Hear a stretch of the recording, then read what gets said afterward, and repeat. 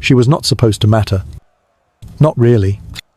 Not in a palace already filled with ghosts and wives and daughters and mothers, too ambitious to survive. She was not born to be great, or learned, or devout. She was not Anne Boleyn with her clever French tongue, nor Jane Seymour with her quiet virgin's grace. She was Catherine Howard. And the only thing anyone remembered at first was that she was pretty and young, with laughter that made old men feel something they had not felt in years. She arrived like perfume into a rotten room, and before long, the rot clung to her too. She was born sometime between the year 1518 and 1524, in a crumbling branch of the mighty Howard tree, a niece to the 3rd Duke of Norfolk, and a cousin to Anne Boleyn, who had already lost her head by the time Catherine began to lift hers. Her mother died when she was still a girl, perhaps 10, perhaps 12, and her father was a ghost, in his own life, broke, humiliated, henpecked, and irrelevant. So she was sent away, as forgotten girls often were, to live under the care of her step-grandmother, the Dowager Duchess of Norfolk, whose grand house was less a nursery and more a playpen for unguarded girls and watching men. There, Catherine slept in shared dormitories, surrounded by other noble wards, giggling beneath the bedcovers, whispering things that were not fit for court but became all too real. There were no locked doors, no watchful eyes, no rules that held. Her music teacher, Henry VIII, was one of the first to take an interest in her, not in her mind, nor her voice, but in her youth. He played her songs and touched her where he had no right to touch. Then came Francis Derham, older, wilder, more dangerous. He called her his wife, wrote her letters, left her coins. She called him husband and let him into her bed. What else could she do? She was 13, or 14, maybe 15, and no one had ever come to rescue her.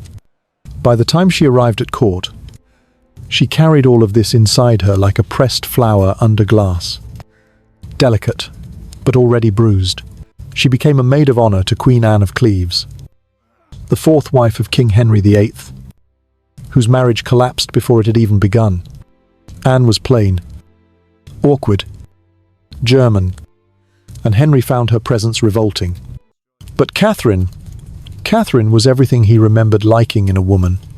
She was barely past childhood, and he was nearly 50, riddled with disease, his leg rotting from an old jousting wound, his belly swollen like a sick hog. But when she smiled at him, he forgot.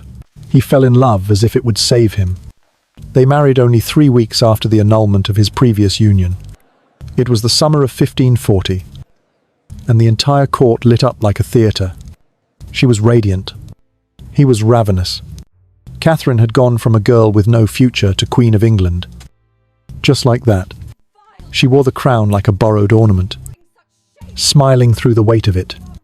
Henry lavished her with jewels, gowns, palaces, and praise. He called her his rose without a thorn, but roses cut deep when they are not real. In private, the illusion began to slip. Henry could not perform, at least not consistently. His last wife claimed revulsion. This one may have claimed mercy.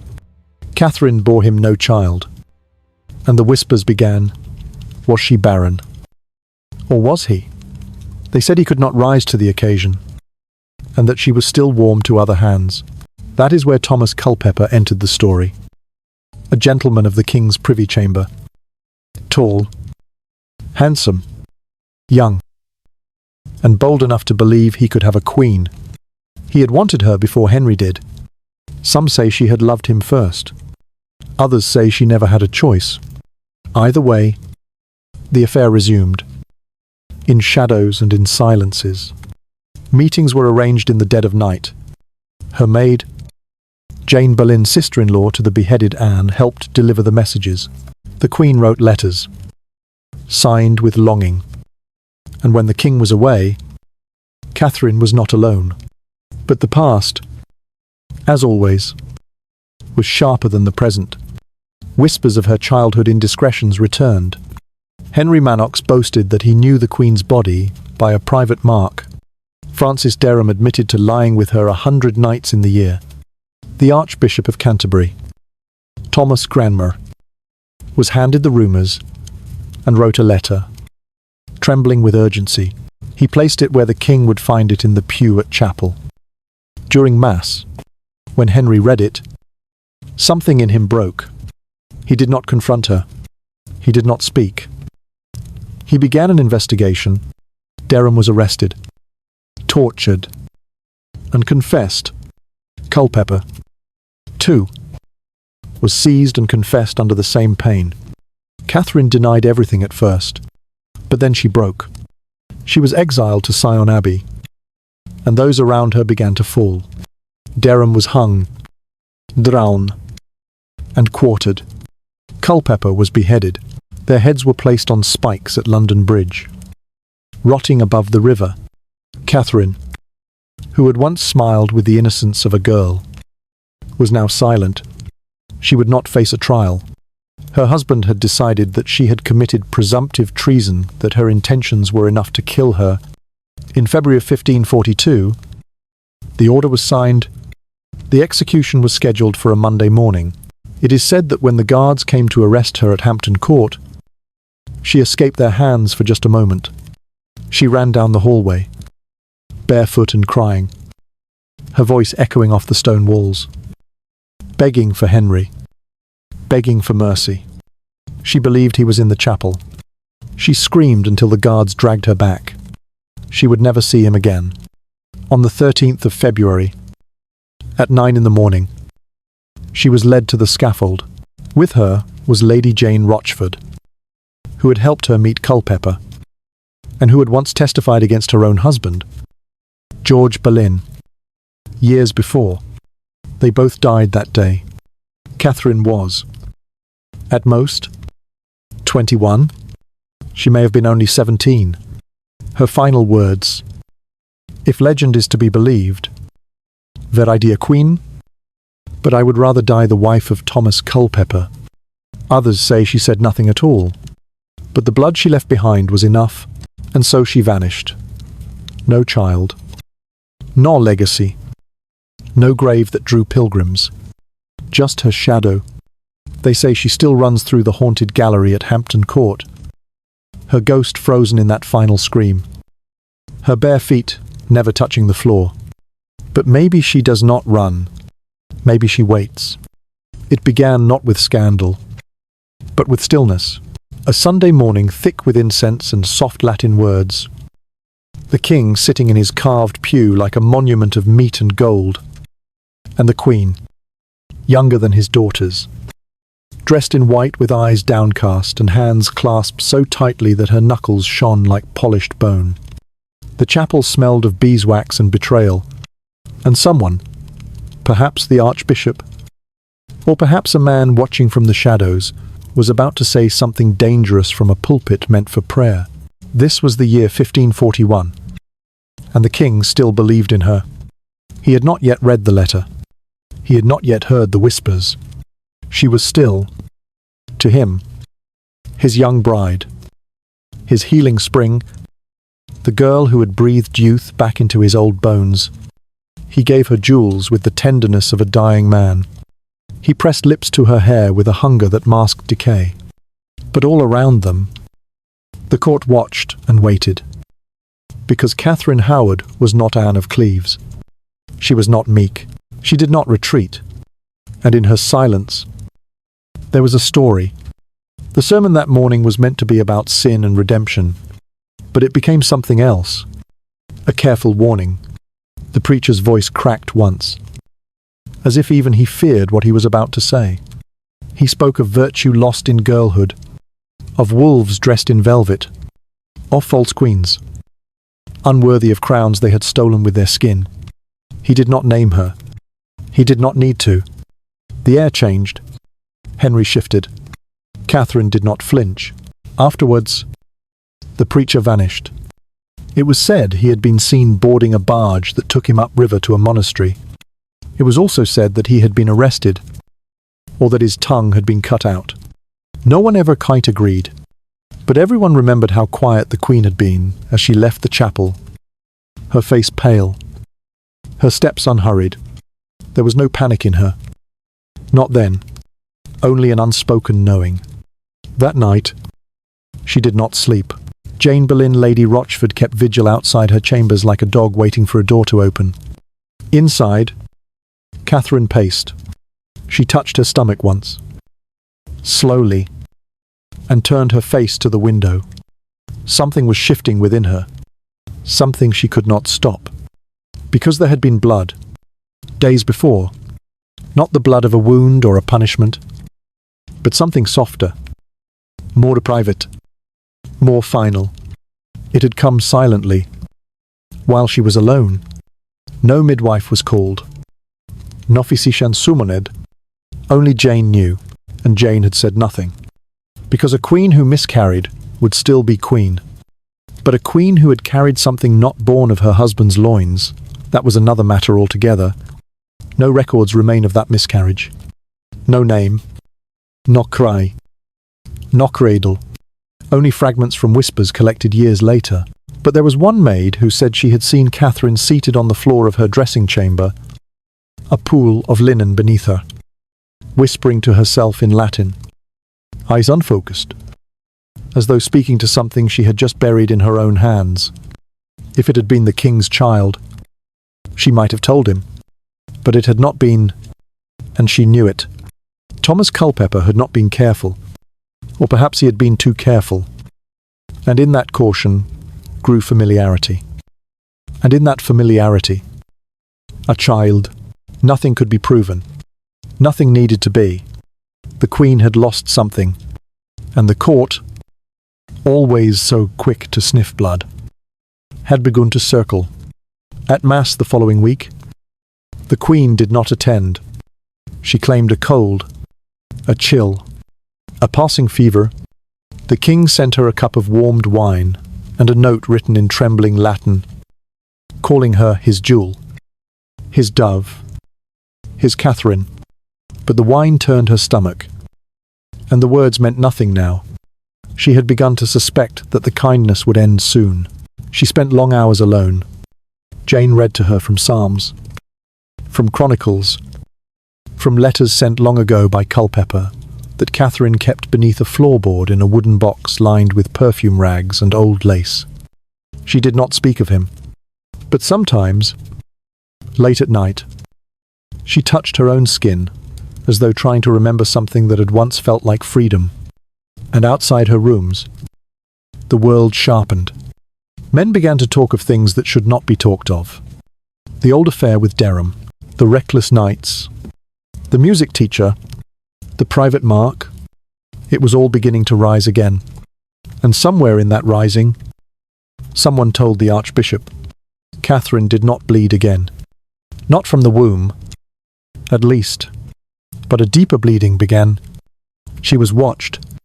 Her letters were opened. Her chambermaids were questioned. And Henry poor, swollen Henry, continued to love her. That was the cruelest thing of all, because as the net drew tighter, he still looked at her as though she were 19 and untouched. He asked for her often. He sent gifts. He smiled, though it pained him to do so. But there was something in his eyes that had changed. Perhaps he had already read the letter by then. Perhaps the sermon had done its work. Or perhaps, once again, a queen had reminded him of how mortal he truly was. And mortal men cannot forgive what reminds them of death. Catherine tried to be good. For a few weeks, she wore only black. She took communion daily. She kissed the hands of the old women in the court and wept softly into a handkerchief when the king gave alms to the poor. But inside, the grief festered, not for the child she lost, but for the self she would never get back. The girl in the dormitory, the girl with music in her ears and fingers on her hips, the girl who ran. They say Jane Boleyn once asked her why she kept the lace box beneath the floor. Catherine did not answer. She only smiled and said, "Because no one else remembers." But someone had remembered, and he had written it all down, and he had placed it in the pew. The miscarriage did not make it into the official records. Treason did, but long before her head was placed on the block, something else in her had already been severed, the hope that she could become someone else. That winter, the roses in the garden froze in place. She sat at her window and watched them turn black. One of the ladies said she whispered something to the frost, as though speaking to the child she never named. Another said she kept writing letters, but no one ever saw her post them. Perhaps they were to Thomas. Perhaps they were to God. She would be arrested soon. The screams would come. But for now, the Queen was quiet, bleeding in ways no man would ever understand. And the ghost of that sermon still lingered in the chapel, where no one dared speak her name aloud. By the time the leaves turned, and the frost began to slip into the cracks of the palace walls, Catherine had already begun to disappear. Not from the world, not yet, but from the idea of herself. She no longer signed her name with flourishes, no longer chose colours for her gowns, no longer smiled without checking who was watching. Something inside her had curled into itself, small and quiet and waiting. And in that stillness, the men came, the ones who knew her before the crown, the ones who knew what the crown tried to cover. There was a boy with a flute. Once, thin-fingered, clever, his instrument more delicate than his words. He played for her when she lived under the roof of the Dowager Duchess, long before she was queen, long before she knew what a king's eyes could do. His name has not lasted, but the sound did.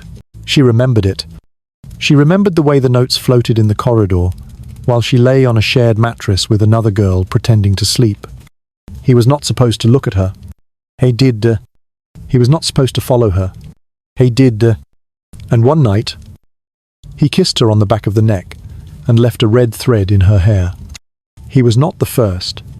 He was not the last. But he was the one who played the song that made her think of running, and running was all she ever wanted.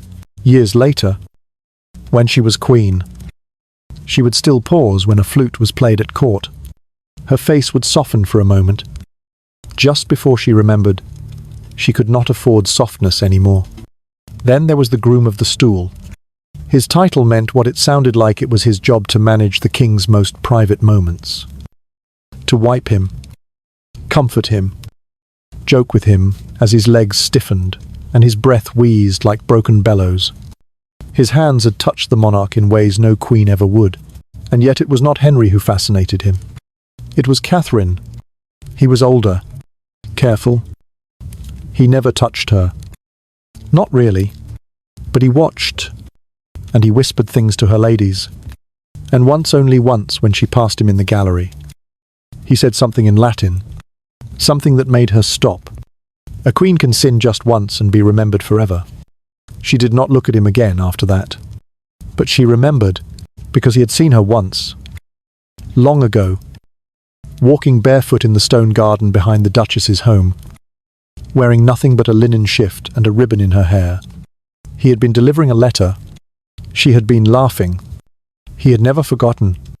And now that ribbon was buried somewhere in the folds of a royal gown.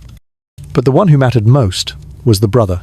Not a brother by blood, but by circumstance, Francis Derham, who had called her wife before any ceremony, who had touched her before she bled, who had lain beside her 100 nights in a year when she was not yet 15. He had kissed her mouth before a king ever did. He returned to court with secrets in his hands. She gave him a position not out of love, not even out of guilt, but out of fear, because Francis knew he had letters, he had memories, he had a mouth, and he wanted her back. He saw the way Henry looked at her, with swollen lust and pathetic hope. He saw the jewels, he saw the gowns, and he began to believe that perhaps he could have her again. But she had changed. She was no longer the girl in the dormitory. She was a queen, even if the crown was starting to slip. He cornered her once, outside the chapel, No one heard what he said, but Jane Boleyn saw her mistress return pale and shaking, as if winter had found her vines. The king, of course, knew nothing, not yet. He was busy planning pageants and progressions. He wanted to take his young bride to the north, to parade her in the old towns that still remembered the pilgrimage of grace. He wanted her to shine. He wanted England to see what youth and beauty looked like beside a dying man. But Catherine's radiance was beginning to crack. She lost weight. She forgot things. She slept too long. And once, when her lady-in-waiting asked her why she was crying over a spool of red thread, she said only, "Because it remembers me." The flute player had disappeared years ago. The groom of the stool had grown cautious. And Francis Dereham. Francis was growing reckless. He began to boast, in taverns, to servants, about what he had seen, about what he had touched, about the nights, and the sheets, and the secrets. Someone reported it. Someone he always does. The Archbishop was informed, a letter was drafted, and the machinery of death, which had been sleeping beneath the surface of her reign, began to move again. But Catherine did not know that yet. One evening, she sat in the royal gardens, watching the last leaves fall. Jane brought her a letter. No name on it, just a folded scrap of parchment with a single sentence. "Your brother has begun to speak with a noose around his neck." She did not sleep that night. The next morning, she wore white, not court white, but mourning white, the colour of innocence and execution. Henry noticed. He asked her if she was unwell. She said, "Only cold." She did not say she had dreamed of the dormitory again. She did not say the walls were whispering. She did not say that sometimes, when she closed her eyes, she still felt Francis's mouth against hers, and hated herself for not hating him more. In the weeks to come, Francis would be arrested. The flute player would never be found. The groom of the stool would retreat into silence. But Catherine would remain in the palace, pacing beneath tapestries that did not warm her, waiting for the door to open. Because by then, she could feel it. The crown was slipping. The blood had dried. The letters were gone. But the kiss still burned. And that, perhaps, was the cruelest thing of all. They never let her speak in the hall where her fate was sealed.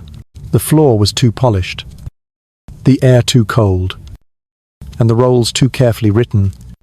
It was not a trial in the way justice dreams it. It was a performance, a masquerade, a ceremony wrapped in velvet and wax, staged not for truth, but for closure. His, not hers. Henry did not want to hear her voice. He wanted silence, and spectacle, and the illusion of order. He wanted the pain to go away, and someone to blame. And the court, those lords in fur and crimson, were ready to give him both. It was January of the year, 1542. Snow clung to the edges of the tower, frost climbing like ivy over the iron gates. Catherine Howard was a prisoner now, though they had not yet told her what name to die under Queen. Adulteress. Traitor. Child. She walked the corridors of Sion Abbey in silence, her hands red from cold and prayer, her eyes no longer fighting sleep. She did not ask for letters. She did not send for Jane. She waited, because waiting was all that was left. When the summons came, it came not with a bang but a breath. A guard opened the door. A page stepped inside. He did not speak. He placed a folded parchment on the table and left. The seal was broken already. There were no words inside, only the king's mark. She understood. There would be no defense. There would be no plea. Instead, she would be condemned by an act of attainder, an ancient tool polished for royal convenience, passed not by evidence, but by agreement. A law that could name guilt without trial, a knife that could cut without touching the skin.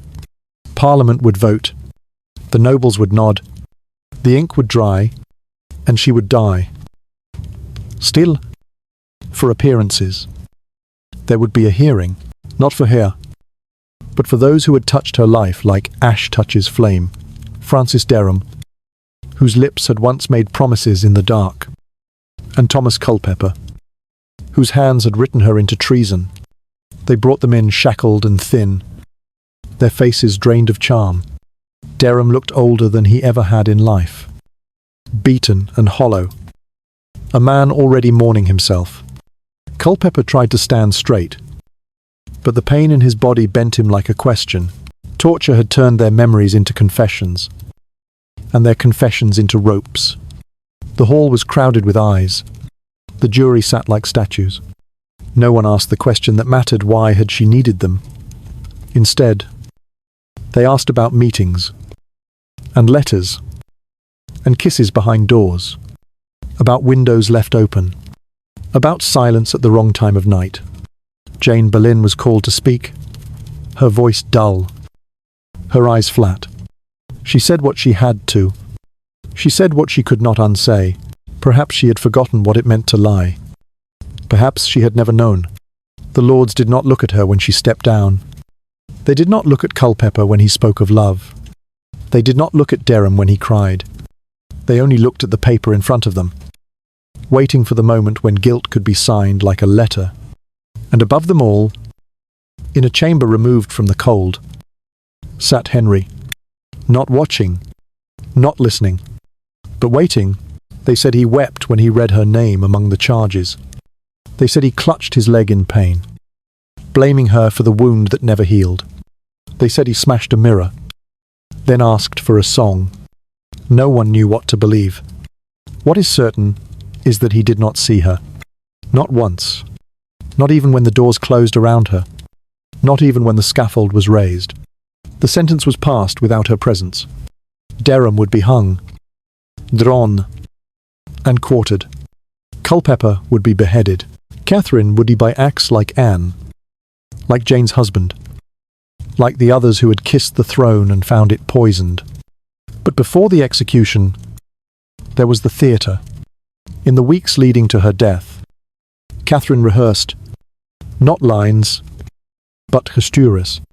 She practiced kneeling. She practiced folding her hands. She asked for the block to be brought to her room, so she might know how to lay her neck across it. The guards watched, unsure whether to pity her or be afraid. One said she whispered names as she knelt. One said she cried. One said she smiled. The jury had done its part. The act had passed, but the story was not finished. Not until the crowd saw her fall. And so, the Tower prepared. On the night before her death, she slept little. She asked for a priest. She confessed in full. She asked for forgiveness from a God who had never protected her. She asked for quiet. Jane was not with her.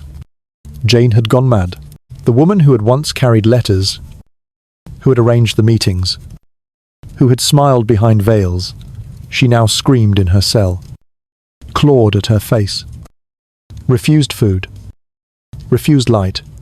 Some said it was guilt. Some said it was justice. Catherine asked only that Jane be buried far from her. When morning came, the bells tolled, not for justice, but for ritual. Catherine Howard, Queen of England, barely 20, dressed in black with a white linen cap, stepped onto the scaffold as if onto a stage. The crowd was hushed. She did not read from a paper. She did not scream. She looked at the axe. She looked at the sky, and then she knelt. The executioner asked if she had anything to say. She paused.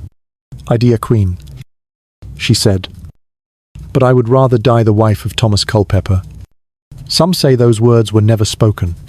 Some say they came from the Spanish Chronicle. Embellished, romantic, false. Others say they were whispered only to God.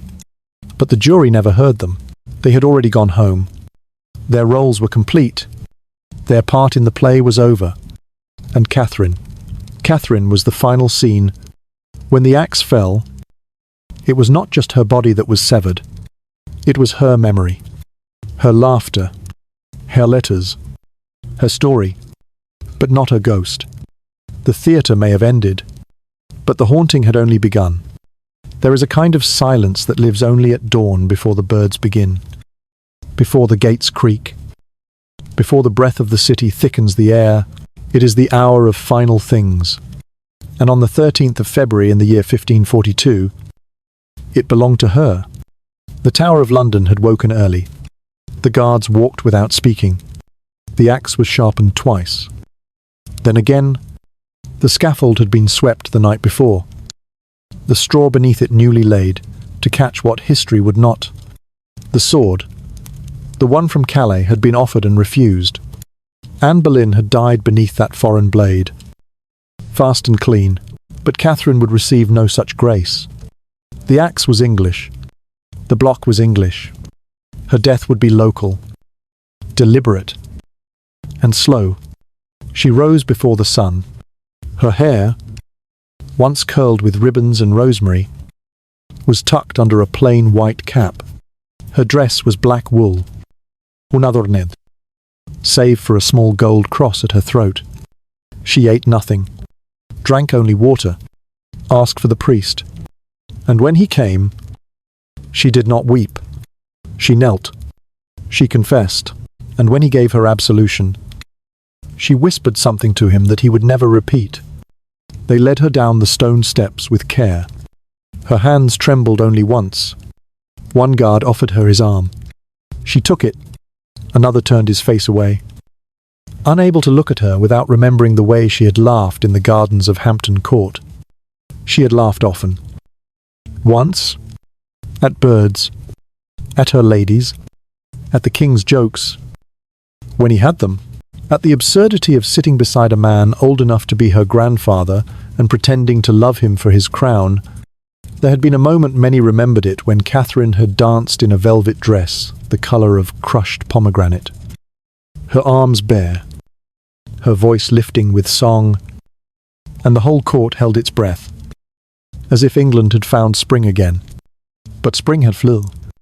And now, she walked through the gates of the tower, not with music, but with footsteps measured like prayer. The crowd had gathered, pressed tight behind the ropes. The poor in front, the titled behind. They had come not to mourn, but to see. A queen would be today, a girl, a warning, a wife, a memory with her throat exposed. The scaffold was smaller than she had imagined, the block more worn, the axe more rusted. She climbed the steps without help, looked once at the sky, once at the priest, once at the crowd, and then she turned to the executioner. He bowed. He said nothing. He looked older than she expected. She removed her cloak, untied the cross from her neck, handed it to the priest, then kneeled.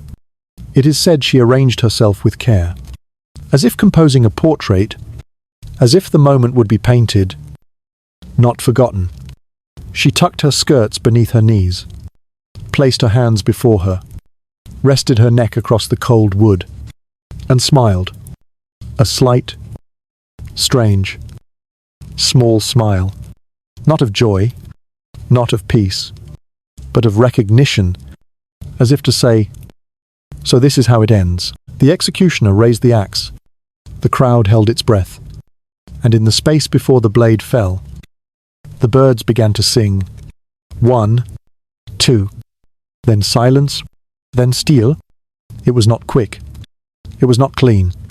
There are records that say the axe missed once, that it struck bone, not sinew, that her body jerked, that she bit her lip, that her blood sprayed onto the executioner's sleeve.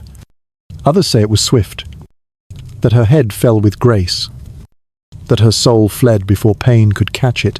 But one account, lost in the footnotes of an old ambassador's letter, claimed something else, that she laughed, not a cackle, not hysteria, a single, short breath, a laugh like breath meeting cold air, a laugh before death, the sort of sound only a child might make when falling through something she never believed was real. It is not proven. It cannot be. But it remains like a shadow, like a rumor, like the smile of a girl who had once outrun her guards through the haunted gallery, screaming for mercy she would never receive. The axe was lifted again, her head displayed to the crowd, her body removed, placed in a common grave beside Lady Rochford, who had died only minutes before, her madness silenced by the same steel. There were no mourners, no flowers, no bells, but that night, a mist rose over the Thames, and at Hampton Court, a maid claimed to have seen a pale figure in the Queen's former apartments, pacing in silence, her hand raised as if reaching for a door that no longer opened. The next morning, the tapestries were removed, her gowns packed away, her name struck from the court rolls. Henry did not speak of her again, not to his children, not to his council, not even to God. But he kept the ring she gave him, locked away in a chest that no servant was allowed to open. Years later, that chest would be found inside a letter, unsigned, a ribbon, frayed, a gold pomander with crushed lavender, and a single lock of chestnut hair. They said he had held it the night she died. They said he had wept, but not for her, for himself, because the sword had fallen, and the laughter was gone, and England would never be young again. There are names that echo through the halls of power, names carved into stone, embroidered into banners, spoken at coronations, sealed into treaties. And then there are names that slip between the cracks, names that are whispered only in back corridors, written in invisible ink, erased by time but never by guilt. His name was Thomas Cranmer, and though he was no nobleman, no general, no kingmaker in the traditional sense, he was the blacksmith's son who stood closer to the throne than any sword ever forged. He was not born to rule, but to listen, to read, to kneel. He came from the earth, soot under his fingernails, silence in his mouth. His father had shaped metal. He would shape kings. He had a face carved from English stone unassuming, pâle, forgettable, but his mind was fire. Cranmer had risen not by lineage, but by usefulness. He had caught the king's attention not with battle or brilliance, but with a single idea that a man could make himself the head of his own church. And for that, Henry had lifted him, trusted him, kept him close enough to hear every sin, close enough to see every crack in the crown. And when Catherine Howard began to fall, it was Cranmer who held the pen. He had not sought to destroy her. That was never his intention. He was a cautious man, a measured man, a man who prayed before he acted and fasted before he prayed.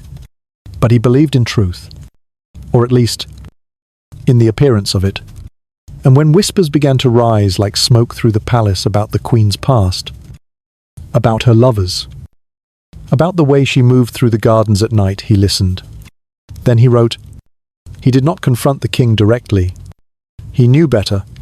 Instead, he folded the letter himself, sealed it with wax, left it in the king's pew at the Chapel Royal, where Henry would find it amid incense and organ song. The letter did not accuse.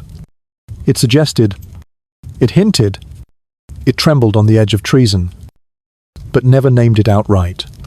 Cranmer knew the king's mind. He knew it had to come from Henry. This rage, this betrayal, this need for punishment, Cranmer simply lit the fuse.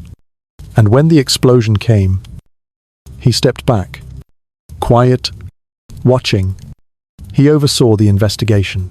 With careful hands, he collected the testimonies, questioned the servants, listened to the maids. He did not smile when he spoke to them. He did not threaten, but he asked the right questions. And when the answers came, he wrote them down. Every word. He knew she would die, but he also knew the law, knew that her death must be framed not as vengeance, but as justice. He used the Treason Act of 1534 like a blade, not to cut her, but to write the sentence that would allow others to do so.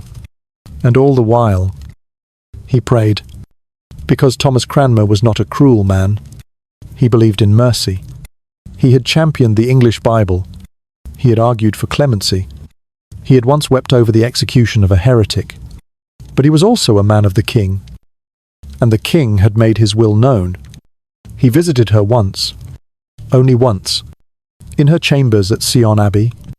She was pale, thin. She did not rise when he entered. "Do you come to accuse me, Archbishop?" she asked. He shook his head. "I come to hear your soul." She laughed. Then, not cruelly, not wildly, but with a kind of tiredness that only the condemned understand. "I no longer have one," she said. Still, he stayed. He offered confession. She refused at first. Then, slowly, she spoke, not of sin, but of childhood, of music, of a ribbon once tied in her hair. When he left, he took with him a list of names, but also a weight that never left his shoulders. Years later, when Mary Tudor rose to the throne and lit her fires, it was Cranmer who would burn. At Oxford, tied to the stake, surrounded by flame, he would thrust his right hand into the fire first, the hand that had signed false recantations, the hand that had condemned others. He watched it blacken before the rest of him followed, and some said he did not scream, because perhaps, in that moment, he remembered Catherine Howard, remembered her pale face in the cold light, remembered the letter he had written, the letter that had started everything. He had been the king's man, the church's man, the parliament's man, but in the end, he was just a blacksmith's son, and the girl he helped destroy had been just a child. There are no statues of Thomas Cranmer in the Tower, no portraits of him beside the queens he served, but his name is in every page of their endings. Quiet and ink-stained, he never claimed to be kin to the king, but Henry had trusted him more than any brother, and in that trust, Catherine Howard died. He did not wield the axe, but he sharpened it. There was a moment, in the final days, when the tower fell still, not silent. There were always guards shifting in armour, crows muttering on windowsills, the Thames whispering against stone but still, as if even the old walls, soaked in centuries of blood and broken vows, were holding their breath. And in that stillness, in a chamber too cold to be called a room and too bare to be called a cell, Catherine Howard wrote her last letter. She was not allowed pen or paper at first. Traitors had no right to write their names, let alone their grief. But a small mercy came one evening from a guard who did not speak, only nodded once, and left a page folded twice, and a stub of inked wood wrapped in string. She held it in her hand for a long time before writing, longer still before beginning again. It was not a letter to the king. She had tried that once, before the arrest, when the walls were closing and Jane was whispering and the air in her rooms had grown so sharp it stung her skin. That letter had been burned. The king had never replied. This one was different. She addressed it simply, "To whomever will remember," and then she began, not with apology, not with denial, but with the small details only. She would remember the taste of cherries at midsummer, the sound of the flute outside the dormitory, the shape of the scar on her wrist from a candle tipped in laughter. She wrote of Derham not with bitterness, but with the dull ache of a girl, remembering someone who had once offered her something that looked like love. She wrote of Culpeper, not with longing, but with the kind of clarity that only comes when time has stopped mattering. She wrote of Jane, of the way she had twisted the truth like a cloth wrung dry, of the moment she realized that a woman could betray without blinking. And then she wrote of Henry. She called him my lord and king. She did not beg. She did not curse.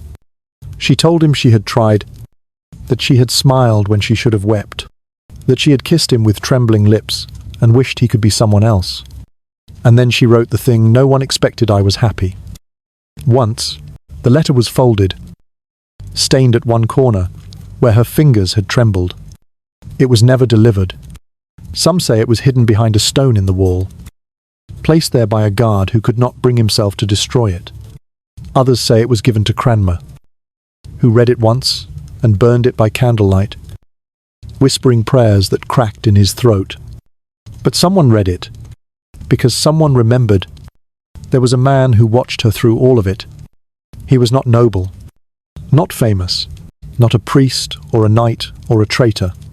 He was the eyes in the tower. His name is lost now, buried beneath layers of titles and time. But he was there, assigned to her after the arrest, meant to observe, to report, to keep her from rope or blade before the axe could claim her properly. He never spoke to her, never answered when she asked for more firewood, never looked away when she cried. He was the watcher. That was his only task. But something in him began to break. Not out of love. She did not seduce him. She barely noticed him. But he watched her become less than herself. He watched her refuse food. He watched her pray with eyes half closed. He watched her mouth her mother's name in sleep. He watched her lose the parts of herself no crown could restore. And then, one night, she turned to him and said, "Do you remember who I was before they named me queen?" He did not answer, but he blinked. Once, that was the only time. He stayed until the end, stood at the edge of the scaffold, watched her kneel, watched the axe fall, and afterward, when her body was carried away, and the crowd began to murmur and scatter like leaves, he walked into the room where she had been held and looked at the walls she had touched, the floor where she had knelt, the place where she had written. The letter was gone, but the memory was not. He never spoke of her again, not to his wife, not to his children, but he blinked. Sometimes, in the dark, and whispered, "I remember," and that, perhaps, was all she ever wanted.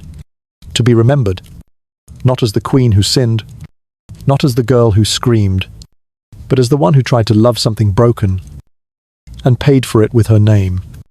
In the days after her death, the palace did not speak her name. The queen was gone, and there was no mourning, no court-wide fast, no black draperies hung from the rafters. The bells tolled once, for form, and then the music resumed. A masque was scheduled for the following week. The dancers rehearsed. The tables were laid. The throne stood empty. But not for long. Catherine Howard had died, with her hands folded. That, at least, was remembered. The morning had been cold, as mornings in February often are, but not cruel. The air was dry. The frost was thin on the scaffold steps. She had not wept, had not faltered. When asked for her final words, she had spoken calmly if she spoke at all. Some claimed she said she would rather die the wife of Thomas Culpeper. Some insisted she simply asked God for mercy. But what was undeniable was the way she knelt, slow, steady, deliberate, her hands pressed together in a prayer she did not voice aloud. It was not the way Anne Boleyn had died. Anne had joked, had smiled, had worn ermine. Catherine wore plain wool, no jewels, no lace. Her hair was tucked beneath a cap. Her eyes did not scan the crowd. She looked only at the block, then at the sky, and then no more. The executioner swore she did not flinch. Not when the blade came down, not when it struck. He said it was as if she had already left her body, as if what he severed was only the shell of someone long gone. They buried her quickly, not in Westminster, not in some quiet chapel, but in the same earth as Jane Boleyn, who had screamed her way to the axe just before her. Two women tangled in history and shame, one too silent, the other too loud, and the king. He never visited the grave, He did not attend the execution. He did not look upon her body. He did not ask how she died. When told it was over, he nodded once and asked for his leg to be wrapped more tightly. Then he ate roast lamb with quince and sent for a lute player. That night, he slept soundly. Henry VIII. Once a prince who had danced and hunted and broken lances for glory, was now a man who could not climb stairs without assistance, whose leg festered with every hour, who had outlived 4 wives and forgotten how to grieve. He had loved her. Once, that much had been clear. He had called her my rose without a thorn, had watched her dance, had gifted her rings, had kissed her neck as if it would keep him young. But love, to Henry, was possession, and possession, once broken, must be punished. He never said her name again, not to his courtiers, not to his daughters. Elizabeth, the child of Anne Boleyn, was said to have wept in private when she heard the news. She had admired Catherine. The Queen had spoken gently to her, had gifted her a jewelled pomander, had let her sit beside her at feasts. In her quiet way, Catherine had treated the child with a kindness rare in court. Mary, older and bitterer, had shown less sorrow. She had always viewed Catherine with suspicion, too young, too frivolous, too eager to remove her trusted attendants. But even she, it was said, spoke a single prayer for the soul of the stepmother younger than herself. And still, the king did not look back. Not when her rooms were cleared, not when her tapestries were removed, not when her scent lavender and rosemary lingered in the corridors for weeks after.